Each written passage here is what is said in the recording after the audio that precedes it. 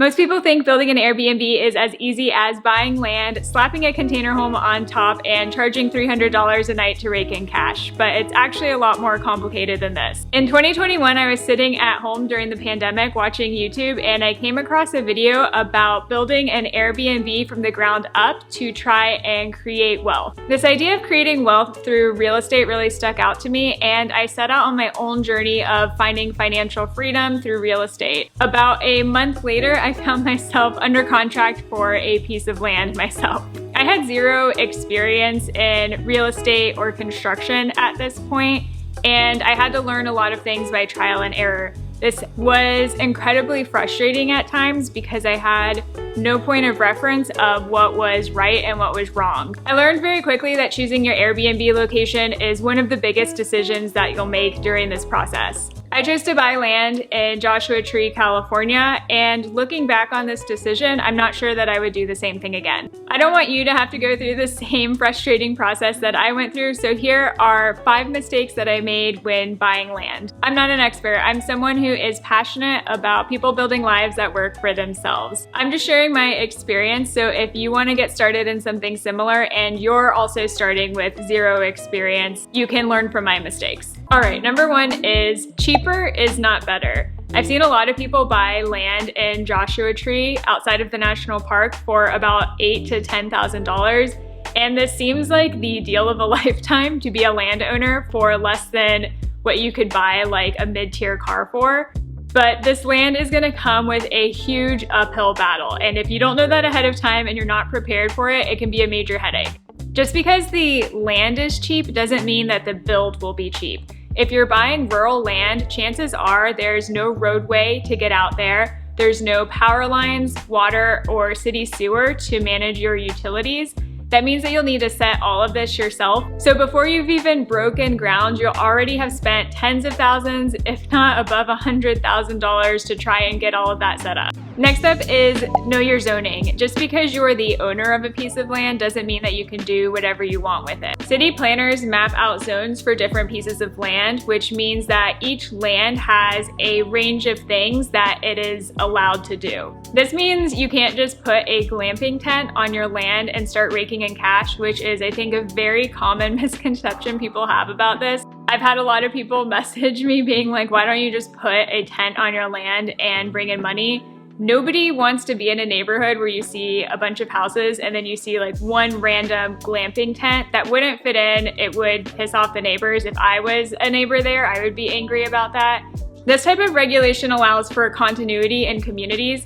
It means that a Walmart likely isn't going to set up shop right next to you and you won't be sandwiched between like the Walmart and a Starbucks. Because these are businesses, there's a separate part of your community that businesses would go to. A lot of parcels that people tend to look into are for single family homes. This is good and it's bad because if you're just looking to build a single family home, that's gonna fit the bill. But if you're looking to expand as you build out your business, a single family home won't really allow for multiple doors. And with an Airbnb business, having multiple doors on your property allows you to have different income streams. So before you lock yourself in with a piece of land, do some research in the area and understand the zoning and make sure that you're finding a zone that fits your needs and you target your search to those particular areas. Research local regulations. I cannot drill this point home enough. As Airbnb expands and becomes more popular, towns are catching up on their laws and regulations that determine how you can operate your Airbnb. Most people don't realize that the city has to issue a permit for you to offer your Airbnb. This means that you can't just buy a house and put it online. You have to go through a series of steps to make sure that you're within the code for the city. And if your town decides to turn its back on Airbnbs partially through this process, then you're going to be left out to dry. So it's no longer the Wild West of buying a land and turning it into an Airbnb by just like making it available online and making cash.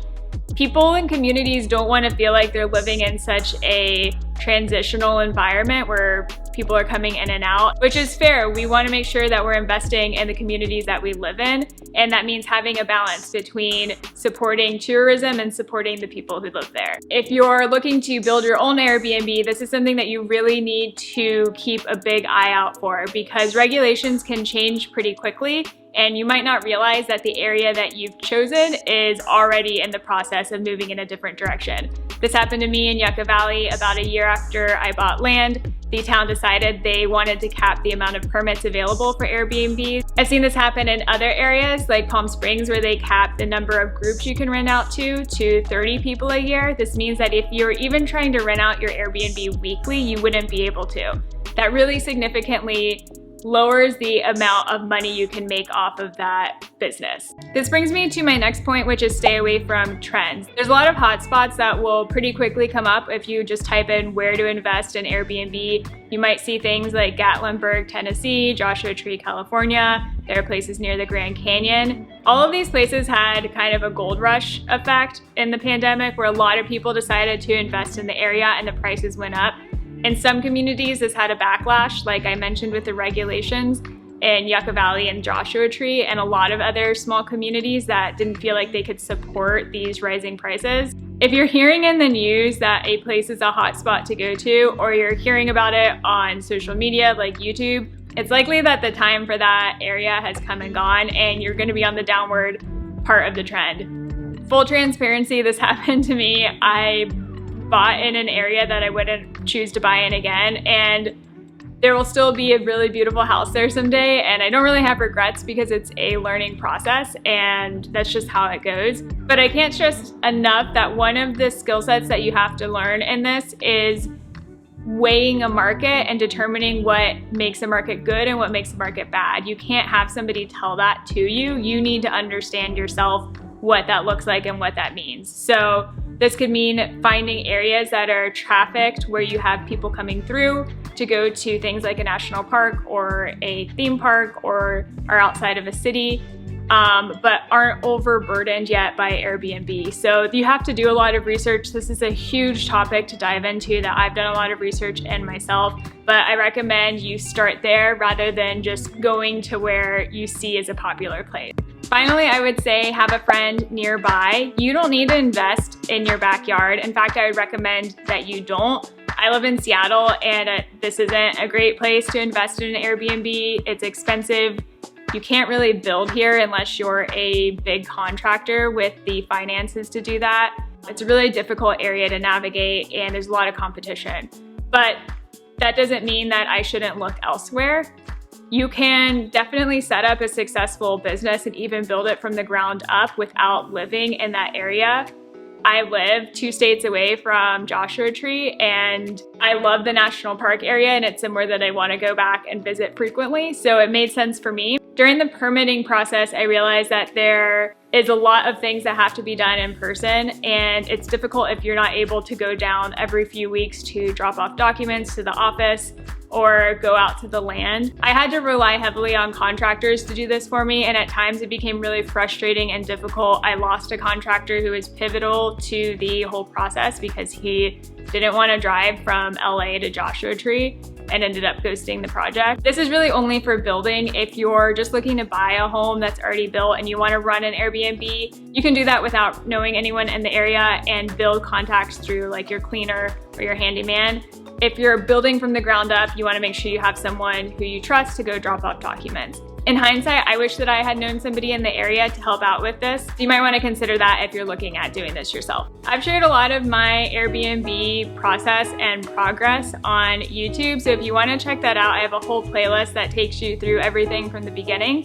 I'll link it down below. I really want to show people what it's like to do something like this, because I think we see a lot of things glamorized on social media, and there's a lot of pushiness about people getting into real estate and saying anyone can do it and it's easy, you can do it too.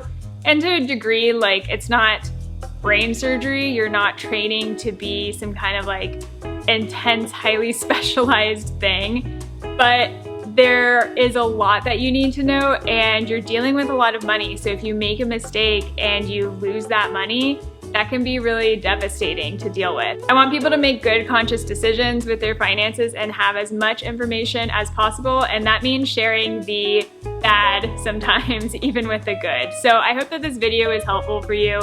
So if it's interesting to you, go check out my journey from the beginning. I'm very honest about what I'm going through the entire time. All right, thanks for watching. Don't forget to like and subscribe, and I'll see you in the next one.